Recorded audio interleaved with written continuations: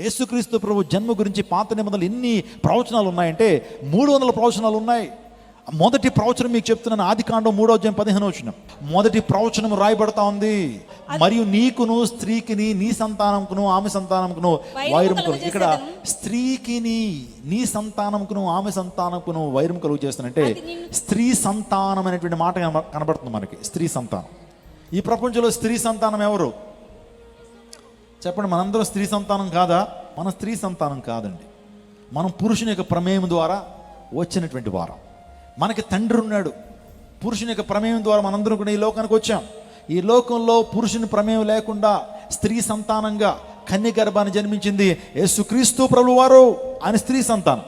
స్త్రీలో సాతాడు యేసుక్రీస్తు ప్రభు మడి మీద కొట్టాడు, కానీ యేసు ప్రభు వారు 3 రోజులు తిరిగి లేచి సాతాను యొక్క తల చితక కొట్టాడు. స్తోత్రం చెప్పడం. హల్లెలూయా.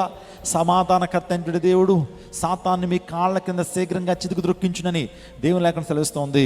యేసుక్రీస్తు ప్రభు వారి పునరుత్థానం ద్వారా సాతాను యొక్క తలను చితకొట్టినటువంటి విజయుడు, అజేయుడు, మృత్యుంజయుడు యేసుక్రీస్తు ప్రభు వారు ఆయన కన్య గర్భాన్ని జన్మించాడు.